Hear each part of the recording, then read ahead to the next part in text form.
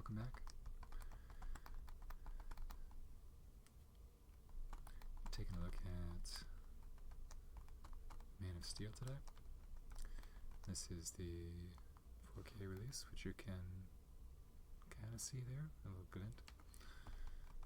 And the HDR should give it away as well, since that's not supported by Blu-ray. This is one of the first 4K movies I purchased. I feel like this came out right around the same time as the format was introduced. And I do remember debating on picking this one up because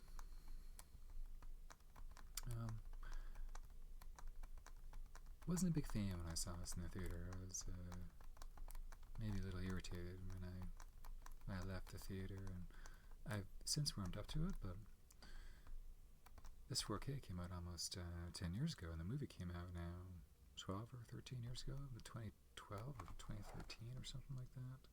Probably says it on the back here somewhere. 2013, yeah. So it's been 12 years since the movie, and Blu-ray came out in 2016, so 9 years for the 4K release, excuse me. And since then, yeah, I've definitely warmed up to it, but it's not really a movie.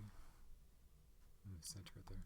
Not really a movie I would recommend unless you were really big into, Cape movies just in general. In that case, you're probably going to watch it anyway, so what's my recommendation going to do? And the same thing if you're like a really big Superman fan, and I say really big, like in the broader sense of the character, like, oh, I'm interested in reading like Elseworlds versions of Man of Steel and Superman, things like that. In that case, you probably would watch the movie anyway.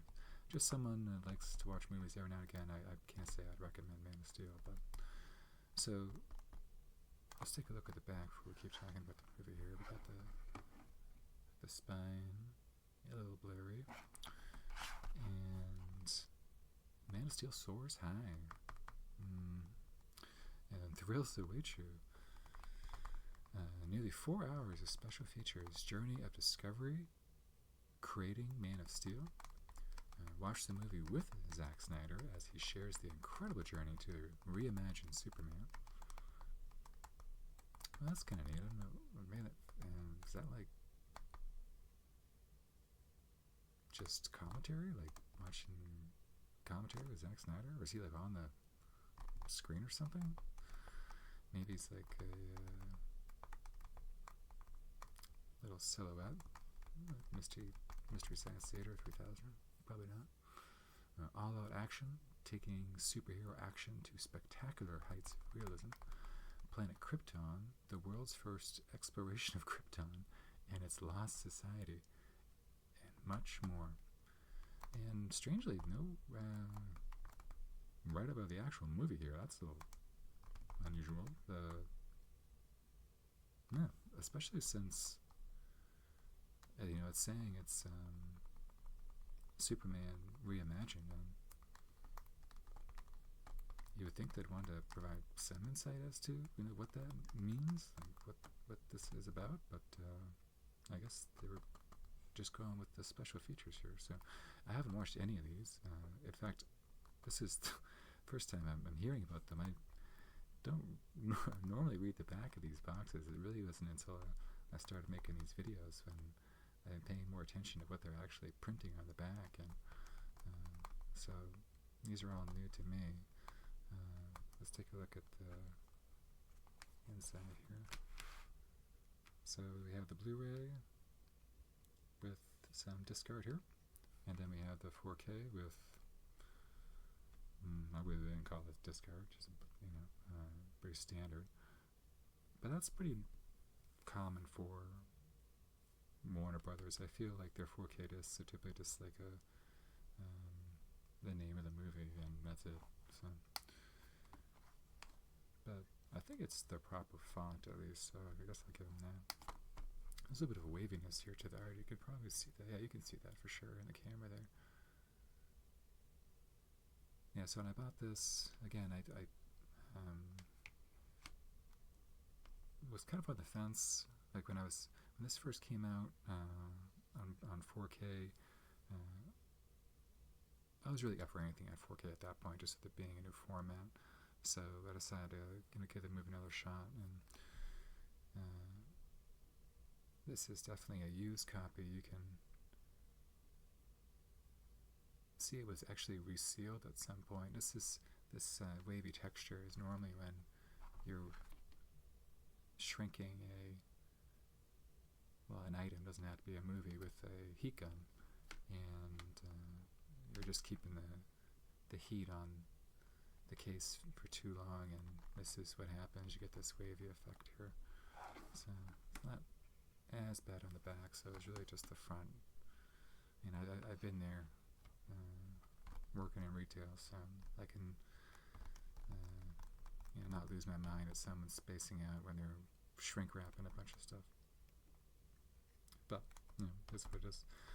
And I don't think there was like a steelbook for this when it came out, or maybe there was some like limited special edition. I'm not too sure.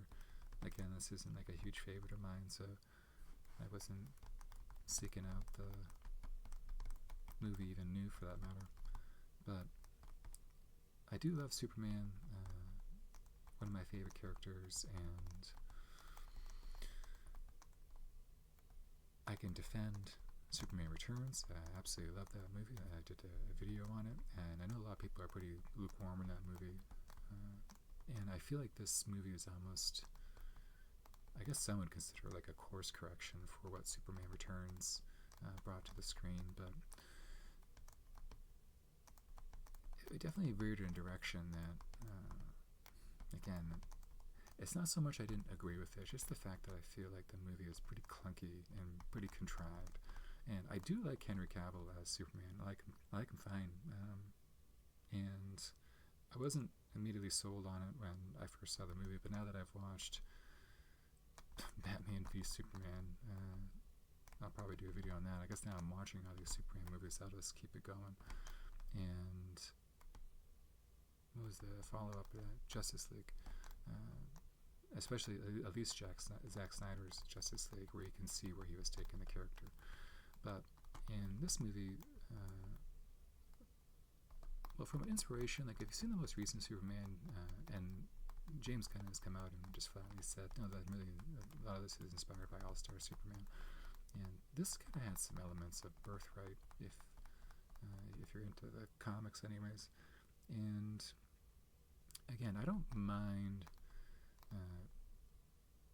some of the changes to the character that they've made here. And I shouldn't say changes to the character, because Superman's been around for so long. There's been so many different stories about Superman.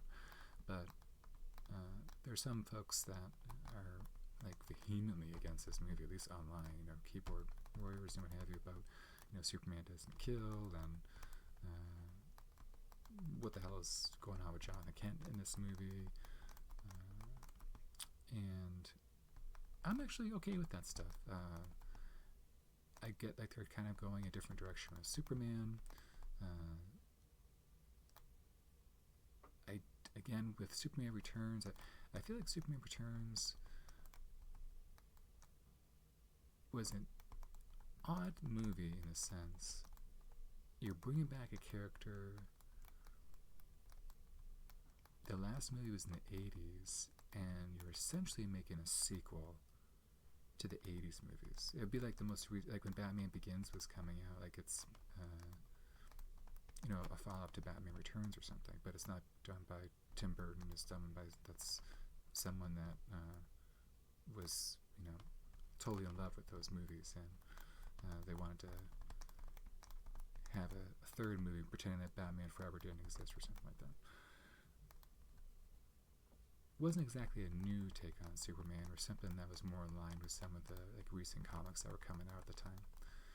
And then you had Man of Steel, which again does have some inspiration for recent comics, like Birthright's well, at least for this 2013. I don't even remember when Birthright came out, but it's a relatively new Superman comic. But I say that it's the year 2025, so who the heck knows? But it's just, geez, some of again, I just don't want to dunk on the movie the whole time because there are some aspects about this movie I really like. One, I think it looks great. I really like the cinematography in this movie. I actually don't know who the cinematographer is, but geez, I wish I should have checked. It probably says it on the back here, right? I guess it's not that big of a deal. Because Zack Snyder, I think he has a great eye of composition, and I do like his action scenes. There's a real heavy use of like whip zooms in this, crash zooms. So it's almost like he saw Avatar and was like, yeah, I want that. I'm going to do that. And it's not what I was expecting, just because I feel like he heard the feedback, like the amount of slow motion in Zack Snyder movies, kind of like with who's the Star Trek guy and delivered some Star Wars movies, Abrams, him and lens flares and what have you. But this has no slow mo at all, but it does have a lot of whip zooms, and but I think it looks great. I think it's mostly shot on film. I would imagine it is. There's a pretty heavy grain field and a very desaturated look. It has a very distinct look. Like from a production standpoint, I feel like they nailed it. At least what they were looking to accomplish. The cast is really great, albeit wasted in a sense. I'll probably get to that in a second. But Henry Cavill Superman, Amy Adams as Lois, Michael Shannon as Zod, Kevin Costner as Jonathan, Diane Lane as Martha, Lawrence Fishburne as Perry White, and Russell Crowe as Jor-El. So great job with the casting, but there's just some parts of this movie where it doesn't feel interconnected, and the flashbacks don't flow very well. And again, the dialogue and just the scenes themselves are very clunky. Like when Clark is in school and he's starting to see through people and hear everything, it's just not great. I don't understand why he's in the closet. I don't understand the words his mom's saying. I don't know why the kids are hanging out by the door, like all the kids followed him outside the classroom. It may seem like I'm nitpicking, but there's so many things like that. When Zod wants Superman, so he has the message that goes out to Earth, which I do like the message. And so Superman's like, oh, I'll turn myself in. He just found the spaceship, which was there 20,000 years ago, which kind of gives me the sense that technology on Krypton has been stagnant, in the sense 20,000 years have gone by and nothing has really changed from a technology standpoint. So kind of Dune-ish, I guess, but at least I think Dune has a reason for that. And he's like, oh, we want Superman, and let's bring Lois on the ship too. And you're like, well, what the heck does he need Lois for? And then you realize, just for completely contrived reasons, for Superman to get off the ship. There's Russell Crowe's Jor-El. I like his performance in it, but it's also kind of hokey. In a way, I do enjoy that. Like when he's like the consciousness uploaded into the system, he's doing all these like hand gestures and stuff to shut doors and what have you, almost playing hide and seek for the characters. Like with when Henry Cavill Superman first gets on the ship, he just kind of appears and like walks away, but doesn't just introduce himself. Just kind of funny. And what else? Even the scene like when Superman needs to make a decision: do I give myself up to Zod, or what do I do here? Like all of a sudden he's in church, and he just found the ship where his father is essentially alive and well because his consciousness has been uploaded, and as opposed to going there and asking him about Zod, just getting his father's advice, all of a sudden he's a very religious man. It's just like, okay. And he's even 33 years old in this. It's just a lot of stuff that's really on the nose, but they don't really do anything with it. And and also the movie should it keeps going. Like when you think it's over, it's not. And they destroy Metropolis in this city. Like when I first saw it in the movie theater, I'm like, wow, they really destroyed Metropolis in this. But then when I watched it again, I was like, wow, they really destroyed Metropolis in this movie. So only for fans, I'd say. Like you have to be a big Superman fan to watch this movie. But I guess I'll be watching BVS next. So stay tuned.